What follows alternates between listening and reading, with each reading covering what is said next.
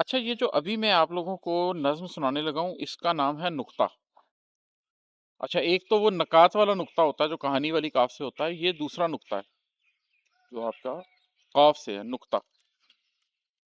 इससे पहले कि ये नज़्म मैं आपको सुनाऊँ, इस नज़्म में कुछ ऐसे मौज़ूआत हैं, जिनके ऊपर मुझे लग रहा है कि पहले मैं थोड़ा-सा आपको ब्रीफ़ कर दूँ कि क्या बैकग्राउंड में वो ख़्यालात क्या हैं, वो सोच क्या है, या वो टॉपिक्स क्या हैं, जिनको बीच में मैंने डिस्कस किए। देखिए, जो पहली चीज़ है वो ये है कि हम एक ज़मानो मकान के इम्तिहान में हैं, टाइम एंड स्पेस के टेस्ट में हैं। वो जो सूरह अल असर में अल्लाह ताला फरमाते हैं कि वल असर इन्नल इंसान लफ़ी खुस्र, ज़माने की कसम इंसान दर हकीकत खसारे में है। तो वो ज़माने की जो अल्लाह कसम खा रहा है, वो किस चीज़ की कसम खा रहा है? वो उस टाइम एंड स्पेस की कसम खा रहा है कि जिसके अंदर हमें क्रिएट किया गया है, क्योंकि अल्लाह तो ज़मानो मकान से मावरा है, वो तो टाइम एंड स्पेस से बाहर है।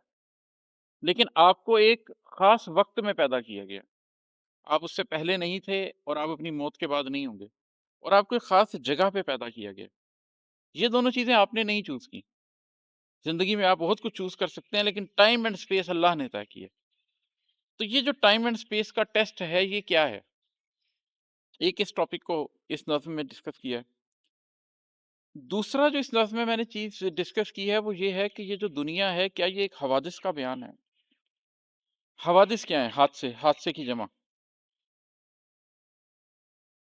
2 प्रिवेलिंग थ्योरीज़ पाई जाती हैं इस कॉस्मोलॉजिकल एंटिटी के एग्जिस्ट करने के बारे में। एक ये है कि दुनिया की कायनात की हकीकत स्टेबिलिटी पे है, और chaos एक इवेंट है। चीजें स्टेबल है, chaos एक इवेंट के तौर पर होता है। जैसे जमीन रुकी हुई है, जलजला एक इवेंट के तौर पर आता है। दूसरी अंडरस्टैंडिंग है कि नहीं, कायनात बुनियादी तौर पर chaos पर है, उसके बीच में स्टेबिलिटी एक इवेंट है। जैसे इंसान अगर आया है, तो बिलियंस ऑफ ईयर्स ऐसे थे जिसमें वो नहीं जिंदा रह सकता था, और शायद आगे बिलियंस ऑफ ईयर्स ऐसे होंगे जिनमें वो नहीं जिंदा रह सकता। लेकिन बीच में वो गोल्डन टाइम जिसके अंदर उसकी बका मुमकिन थी, उसके अंदर इंसान एग्जिस्ट करता है। तो क्योस नॉर्मल है, और स्टेबिलिटी एक इवेंट है। तो इनमें से हकीकत क्या है? क्या क्योस या स्टेबिलिटी, इनमें से हकीकत क्या है, और कौन सी चीज़ एक इवेंट के तौर पर होती है? तीसरी चीज़ जो इसमें है, वो मैं इसलिए ज़िक्र कर देता हूँ कि मैंने तर्जमा किया है थ्योरी ऑफ रिलेटिविटी का, जो आइंस्टाइन की थ्योरी ऑफ रिलेटिविटी है। उसमें फिर आगे 2 हिस्से हैं, theory of special relativity and theory of general relativity. जो आपको थ्योरी ऑफ स्पेशल रिलेटिविटी ये बताती है कि टाइम एंड स्पेस बेसिकली एक दूसरे के साथ कोरिलेटेड है। ये एक ही चीज़ के रुख हैं। टाइम एक तरह से चौथा रुख है स्पेस का। और उसके बाद जो आपकी थ्योरी ऑफ जनरल रिलेटिविटी है, वो ये बताती है कि बेसिकली ग्रेविटी एग्जिस्ट नहीं करती है, लेकिन जो मैस है वो चीज़ों को अपनी तरफ अट्रैक्ट करता है, इवन लाइट को भी अट्रैक्ट करता है, तो वो बेंड होती है। तो उसकी वजह से हमें ग्रेविटी फील होती है, किसी भी बड़े मैस की तरफ कोई चीज़ आती है। तो इसका मैंने जो तर्जमा किया है, वो किया है इजाफत के अमूमी या खसूसी ज़ाब्ते, theory of general and special relativity. तो इसका कुछ जिक्र होगा। जो चौथा इसमें मौजू है, जो बीच में जिक्र आएगा और जिसको पहले से जानना ज़रूरी है ताकि आप इस नज़्म को समझ सकें, वो है नुक्ता। नज़्म का उन्वान भी नुक्ता ही है कि नुक्ता क्या है। ज्योमेट्री में नुक्ता उस जगह को कहते हैं, उस एक पॉइंट को बोलते हैं, जो कि जिसकी ना कोई लेंथ होती है, ना कोई विड्थ होती है। जब आप डॉट लगाते हैं, तो आप अपनी आँख की वजह से उस डॉट को इतना बड़ा लगा देते हैं कि उसकी एक छोटी-सी लेंथ या छोटी-सी विड्थ नज़र आ रही होती है। लेकिन एक्चुअली वो डॉट उसके भी मरकज़ में होता है। उसके अंदर आप चलते चले जाएँ, अगर खुर्दबीन से उसको देखें तो वो डॉट आपको बहुत बड़ा लगेगा, फिर उसका सेंटर में आप डॉट लगा देंगे। फिर उसको खुर्दबीन से खोलेंगे, फिर उसके सेंटर में डॉट लगा देंगे। उसको खोलेंगे, फिर उसके सेंटर में डॉट लगा देंगे। एक लाम इतना ही सिलसिला है, वो डॉट एक्चुअली टाइमलेस और स्पेसलेस हो जाएगा। वो डॉट उस जगह पर पाया जाता है जहाँ पर कुछ भी नहीं है। अल्लाह ताला ने कुरान में ज़िक्र किया है नबी करीम सल्लल्लाहु अलैहि वसल्लम के मिराज के वाक़े के हवाले से, कि वो वहाँ तक आए कि जहाँ पर 2 कमानों का फ़ासला रह गया। आपके ख़्याल में ये 2 कमानों का फ़ासला कितना होगा? اگر میں آپ سے پوچھوں دو کمانوں کا فاصلہ کتنا ہوگا تو آپ کیا بتائیں گے، یا آپ کیا بتائیں گے؟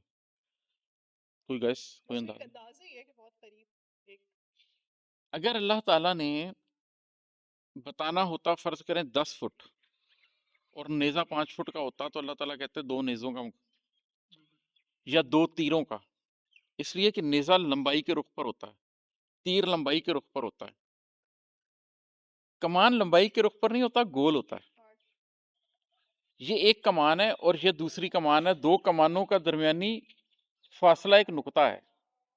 کمانوں کو ایسے نہیں دیکھیں آپ، چیز کو اس کے رخ پہ دیکھا جاتا ہے۔ اگر میں آپ سے گاڑی کی لینتھ پوچھوں تو آپ گاڑی کی ورتھ نہیں بتا دیں گے، کمان کی لینتھ ایسے ہے۔ تو جب دو کمانوں کے درمیان راستہ رہ گیا کہ کیا مطلب ہے کہ ایک نقطہ، اب یہ جس جگہ وہ جڑ رہے ہیں وہ نقطہ ہے، اور وہ نقطہ کسی ٹائم پہ نہیں ہے، کسی سپیس میں نہیں ہے۔ مطلب یہ کہ پروفیٹ صلی اللہ علیہ وسلم اللہ تعالیٰ سے ایک ٹائم لیس سپیس لیس جگہ پر ملے، اس جگہ پر جہاں پر وقت نہیں تھا، جگہ نہیں تھی۔ تو نقطہ time lessons and space lessons کو ظاہر کرتا ہے۔ اب یہ چار چیزیں اگر آپ سمجھ چکے ہیں کہ ٹائم اینڈ سپیس کیا ہے، اس کا ٹیسٹ کیا ہے، حوادث کیا ہیں، کیوس ہے یا اسٹیبلٹی ہے، ریلیٹیوٹی کیا ہے، کیسے time and space, time fabric of space interact کرتا ہے ایک دوسرے کے ساتھ، اور نقطہ کیا ہے، ان چاروں کی انڈرسٹینڈنگ آپ کے پاس آ گئی ہے تو میں آپ کو یہ نظم سناتا ہوں کہ وہ نقطہ کیا ہے جس پر نفس انسانی کو پہنچنا چاہیے ہے۔ میں یہ نظم آپ کو سناتا ہوں، یہ ہے کہ مکان و لامکاں کیا ہیں، مکان و لامکاں کیا ہیں، زمان و لازماں کیا ہیں، حدود آگہی کیا ہیں، شعور زندگی کیا ہے۔ مکان و لامکاں کیا ہیں، زمان و لازماں کیا ہیں، حدود آگہی کیا ہے، شعور زندگی کیا ہے، حوادث کے بیان سے جاننے کی جستجو ناکام رہتی ہے، کسی تمثیل سے بھی یہ معمے حل نہیں ہوتے، حوادث کے بیان سے جاننے کی جستجو ناکام رہتی ہے، کسی تمثیل سے بھی یہ معمے حل نہیں ہوتے، جگہ اور وقت میں تفریق ہے یا یہ ہماری آنکھ کا دھوکہ ہے جو افکار کو محدود رکھتا ہے، جگہ اور وقت میں تفریق ہے یا یہ ہماری آنکھ کا دھوکہ ہے جو افکار کو محدود رکھتا ہے، حقیقت کو سمجھنے کے طریقے میں کوئی ایسا خلا ہے جو ہماری جستجو بے سود رکھتا ہے۔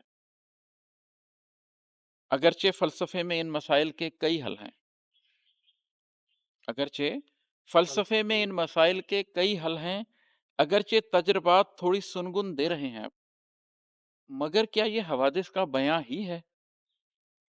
اضافت کے عمومی یا خصوصی ضابطوں سے ملنے والے کچھ مکانی اور زمانی نقطہ آگہی کا ایک نشاں ہی ہے، مگر کیا یہ حوادث کا بیاں ہی ہے؟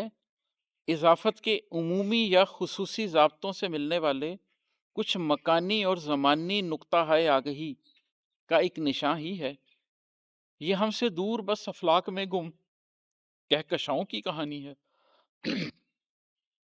یہ ہم سے دور بس افلاک میں گم کہکشاؤں کی کہانی ہے، کہو کیا نفس انسانی نے آفاقی مسائل کو ہمیشہ سے کہیں اندر بہت اندر نہیں پرکھا، کہو کیا نفس انسانی نے آفاقی مسائل کو ہمیشہ سے کہیں اندر بہت اندر نہیں پرکھا، نفوس نسل انسانی نے باہر کے کئی عقدے فقط اندر کے سفروں سے نہیں کھولے، کہو کیا نفس انسانی نے آفاقی مسائل کو ہمیشہ سے کہیں اندر بہت اندر نہیں پرکھا، نفوس نسل انسانی نے باہر کے کئی عقدے فقط اندر کے سفروں سے نہیں کھولے۔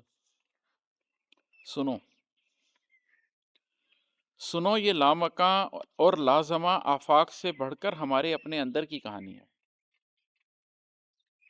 سنو یہ لازمہ اور لامکاں آفاق سے بڑھ کر ہمارے اپنے اندر کی کہانی ہے، جہاں پر لامکاں اور لازمہ ملتے ہیں وہ نقطہ، جہاں پر لامکاں اور لازمہ ملتے ہیں وہ نقطہ، کہ نقطہ بے مکان و بے زماں ہوتا ہے ویسے بھی،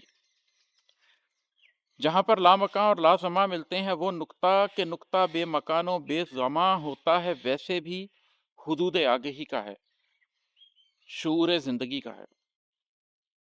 جو اس نقطے پہ آ جائے اسے محسوس ہوتا ہے، اسے معلوم ہوتا ہے مقام بس ایک حد ہے، زندگی کا امتحان ترتیب دینے کے لیے تخلیق کردہ ہے۔ زماں بس ایک حد ہے، آدمی کا امتحان ترتیب دینے کے لیے تخلیق کرتا ہے۔ اسے معلوم ہوتا ہے مقام بس ایک حد ہے، زندگی کا امتحان ترتیب دینے کے لیے تخلیق کردہ ہے۔ زماں بس ایک حد ہے، آدمی کا امتحان ترتیب دینے کے لیے تخلیق کرتا ہے۔ جو اس نقطے پہ آ جائے اسے معلوم ہوتا ہے حقیقت کا نشاں کیا ہے، قلوب نفس انسانی کا اصلی امتحان کیا ہے۔ اسے محسوس ہوتا ہے زمانی کچھ نہیں ہوتا، مکانی کچھ نہیں ہوتا۔